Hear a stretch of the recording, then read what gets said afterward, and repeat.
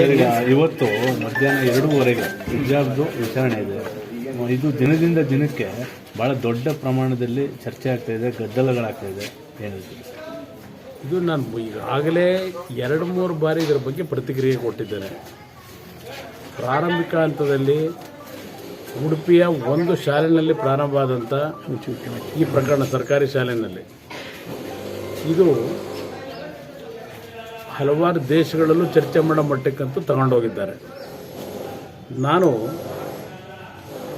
ರಾಜಕೀಯ ನಾಯಕರುಗಳಿಗೆ ಹೇಳ್ತಕ್ಕಂಥದ್ದು, ಅದು ಆ ಪಕ್ಷ ಈ ಪಕ್ಷದ ಪ್ರಶ್ನೆ ಅಲ್ಲ, ಕಾಂಗ್ರೆಸ್ಸು BJP ಪಕ್ಷದ ಪ್ರಶ್ನೆ ಅಲ್ಲ. ಇಲ್ಲಿ ಎಲ್ಲ ರಾಜಕೀಯ ಪಕ್ಷದ ನಾಯಕರುಗಳಿಗೆ, ಎಲ್ಲ ಪ್ರಮುಖ ಸಂಘಟನೆಗಳು ಅಮಾಯಕ ಮಕ್ಕಳನ್ನು ಇವತ್ತು ಅವರ ಬದುಕಿನ ಜೊತೆ ಚೆಲ್ಲಾಟ ಏನು ಆಡ್ತಾ ಇದ್ದೀರಿ. ನಿಮ್ಮೆಲ್ಲರಿಗೂ ಕೇಳ್ತಕ್ಕಂಥ ಪ್ರಶ್ನೆ ಒಂದು,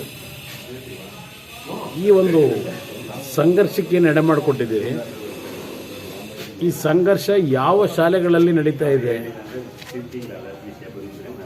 ದೊಡ್ಡ ದೊಡ್ಡ ಶಾಲೆಗಳು, ಖಾಸಗಿ ಶಾಲೆಗಳಲ್ಲಿ ಏನಾದರೂ ಗಲಾಟೆ ನಡೀತಾ ಇದೆಯಾ? ಈಗ BJP ನಾಯಕರಾಗಲಿ, ಕಾಂಗ್ರೆಸ್ ನಾಯಕರಾಗಲಿ, ಈ ಸಂಘಟನೆಗಳ ಮುಖಂಡರುಗಳಾಗಲಿ, ಅವರು ಯಾರು ಅವರ ಮಕ್ಕಳನ್ನ ಸರ್ಕಾರಿ ಶಾಲೆಗಳಲ್ಲಿ ಓದಿಸ್ತಾ ಇಲ್ಲ. ಅವರೆಲ್ಲ ಖಾಸಗಿ ಶಾಲೆಗಳಲ್ಲಿ ಏನು ಓದಿಸ್ತಾ ಇದ್ದಾರೆ. BJP ನಾಯಕರು ಅವ್ರ ಮಕ್ಕಳಿಗೆ ಕೇಸರಿ ಬಟ್ಟೆ ಹಾಕಿ ಈಗ ಕಳೆದ ಒಂದು 15 ದಿವಸದಿಂದ ಹೋರಾಟ ಮಾಡಿಸಿದ್ದಾರೆ.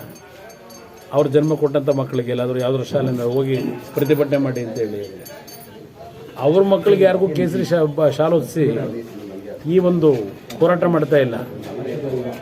ಅಮಾಯಕ ಮಕ್ಕಳು, ಬಡ ಮಕ್ಕಳು, ಅವರಿಗೆ ಕೇಸರಿ ಶಾಲೆ ಹಾಕ್ಸ್ಕೊಂಡು ಅವರು ಹೊರಟಿದ್ದಾರೆ. ಇನ್ನೊಂದು ಗುಂಪು ಹಿಜಾಬ್ನ ಒಂದು ಹೆಸರಿನಲ್ಲಿ ಅವರು ಹೊರಟಿದ್ದಾರೆ. ಇಲ್ಲಿ ಅಮಾಯಕ ಮಕ್ಕಳು, ಬಡತನದಿಂದ ಖಾಸಗಿ ಶಾಲೆಯಲ್ಲಿ ಓದಿಸ್ಲಿಕ್ಕೆ ಆಗದೇ ಇರತಕ್ಕಂಥ ಕುಟುಂಬದ ಮಕ್ಕಳು ಇವತ್ತು ಆ ತಂದೆ ತಾಯಿಯಂದರು ಸರ್ಕಾರಿ ಶಾಲೆಗೆ ಈ ಮಕ್ಕಳನ್ನ ಸೇರಿಸ್ತಾರೆ.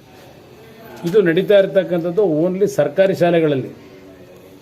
ಅಂದರೆ ಕಂಡವ್ರ ಮಕ್ಕಳನ್ನ ಬಾವಿಗೆ ತಳ್ಳುವಂತಕ್ಕಂಥ ಇದೆಯಲ್ಲ ಮಾತು, ಅದು ಇವತ್ತು ನಡೀತಾ ಇರತಕ್ಕಂಥದ್ದು ಈ ರಾಜ್ಯದಲ್ಲಿ. ಇದನ್ನು ಪೋಷಕರು ಅರ್ಥ ಮಾಡ್ಕೋಬೇಕು.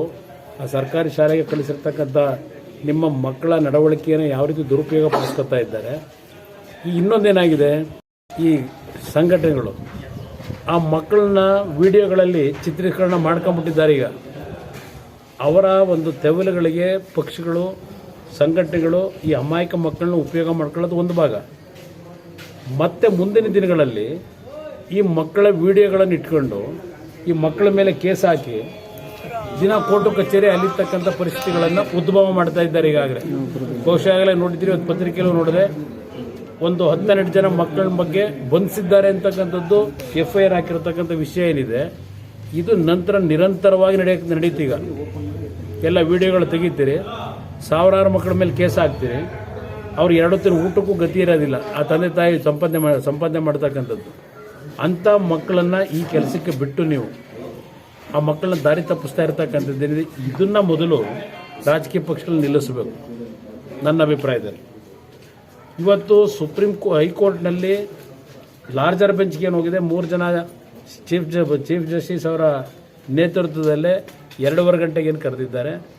ಬಹುಶಃ ನಾವು ನ್ಯಾಯಾಲಯಗಳ ಮೇಲೆ ಯಾರು ಒತ್ತಡ ಇರಲಿಕ್ಕೂ ಆಗೋದಿಲ್ಲ, ನಿಗದಿನೂ ಮಾಡಲಿಕ್ಕಾಗಲ್ಲ ಸಮಯನ. ಇಂತಿಷ್ಟು ಸಮಯದಲ್ಲಿ ನೀವು ತೀರ್ಪು ಕೊಡಲೇಬೇಕು ಅಂತ ಹೇಳಿ ನನ್ನ ಮನವಿ ಮನವಿ ಏನು ಅಂತಕ್ಕಂಥದ್ದು, ನ್ಯಾಯಾಂಗಕ್ಕೆ ಇವತ್ತು ಇಂಥ ಒಂದು ಪರಿಸ್ಥಿತಿಗೆ ರಾಜಕಾರಣಿಗಳು ಏನು ದುಡಿದ್ದಾರೆ ಅಮಾಯಕ ಮಕ್ಕಳ ವಿಷಯದಲ್ಲಿ, ಸಂಘಟನೆಗಳು ದುಡಿದ್ದಾವೆ.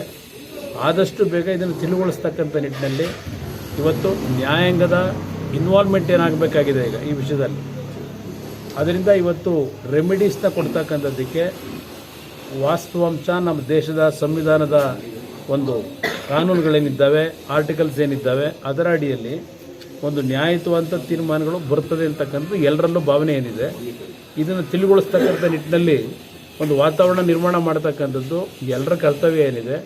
ಆದಷ್ಟು ಬೇಗ ಇದಕ್ಕೆ ಒಂದು ಪರಿಹಾರ ದೊರಕಬೇಕು ಅನ್ನೋದು ನನ್ನ ಡಿಮ್ಯಾಂಡ್ ಇಲ್ಲಿರ್ತಕ್ಕಂಥ. ಸರ್, ಈಗ ಪ್ರಿಯಾಂಕಾ ಗಾಂಧಿ ಅವರು ಒಂದು ಟ್ವೀಟ್ ಮಾಡಿದ್ರು, ನಾನು ಅದರ ಬಗ್ಗೆ ನಾನು ಆ ವಿಷಯದಲ್ಲಿ ಅವರು ಯಾರು ಅವರವರ ಭಾವನೆಗಳಿಗೆ ಅವರವ್ರು ಮಾತನಾಡ್ಕೊಂಡಿದ್ದಾರೆ. ಅದರ ಬಗ್ಗೆ ನಾನು ಯಾಕೆ ಇನ್ವಾಲ್ವ್ ಆಗಲಿ? ಅಲ್ಲ ಸರ್, ಒಬ್ಬ ಜನಪ್ರತಿನಿಧಿಯಾಗಿ ಈ ತರ ಮಾತನಾಡುವಂತ ಸಾಮಾಜಿಕವಾಗಿ ತಪ್ಪು. ಜನಪ್ರತಿನಿಧಿ ಅವರಿಗೆ ಕ್ಷಮೆ ಕೋರ್ಕೊಂಡಿದ್ದಾರೆ. ಆ ಪದ ಬಳಸಿರ್ತಕ್ಕಂಥದ್ದು ಯಾವುದೋ ಒಂದು ಸನ್ನಿವೇಶದಲ್ಲಿ ಹೇಳ್ಬಿಟ್ಟಿದ್ದೇನೆ, ಕ್ಷಮಿಸಿ ಅಂತ ಇದೆ.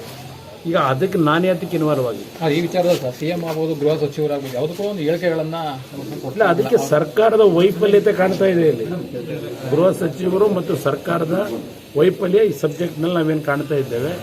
ಇದರಿಂದ ಅಮಾಯಕ ಮಕ್ಕಳ ಜೀವನ ಜೊತೆ ಚೆಲ್ಲಾಟ ಆಡ್ತಾ ಇದ್ದೇವೆ. ಸಂದರ್ಭದಲ್ಲಿ ಸಿಎಂ ಮಂಡ್ಯದಲ್ಲಿ ಒಂದು ಹುಡುಗಿ ಏನು ಘೋಷಣೆ ಹೋಗಿತ್ತು, ಆ ಹುಡುಗಿಗೆ ಕೆಲವು ಸಂಘಟನೆಗಳು 5 ಲಕ್ಷ ರೂಪಾಯಿ ಬಹುಮಾನ ಘೋಷಣೆ ಮಾಡಿದ್ರು. ಇದು ಒಂದ್ ಕಡೆ ಪ್ರಚೋದನೆ ಕೊಡ್ತಾ ಇದೆ ಅಂತ ಕಾಣಿಸ್ತಾ ಇದೆ. ಇದು ಅದಕ್ಕೆ ಹೇಳಿದ್ದು ಈ ದೇಶ ಎಲ್ಲಿಗೆ ತಗೊಂಡು ಹೋಗ್ತಾ ಇದ್ದಾರೆ ಅಂತ ಹೇಳಿ. ಈ ದೇಶದ ಪರಿಸ್ಥಿತಿನ ಎಲ್ಲಿಗೆ ತಗೊಂಡೋಗಿ ಮುಟ್ಟಿಸ್ತಾರೆ ಅಂತಿಮವಾಗಿ.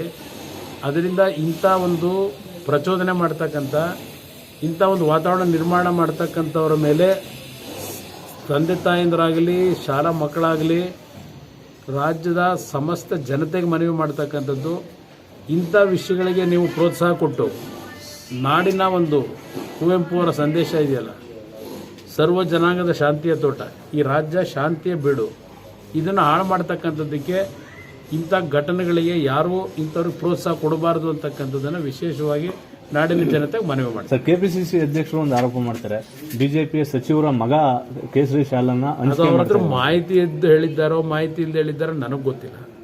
ಮಾಹಿತಿ ಅವ್ರ ಹತ್ರ ಇದ್ದರೆ ಆ ಮಾಹಿತಿನ ಸಾರ್ವಜನಿಕವಾಗಿ ಸಾಕ್ಷಿ ಸಮೇತ ಜನತೆ ಮುಂದೆ ಇಟ್ಟರೆ ಒಪ್ಪುತ್ತಾರೆ. ಇಲ್ಲದೇ ಸುಮ್ಮನೆ ಗಾಳಿಲಿ ನಾನು ಒಂದು ಗುಂಡು ಹಾರಿಸ್ತೀನಿ ಅಂತ ಮಾತಾಡ್ದಂಗೆ ಆಗುತ್ತೆ. Thank you.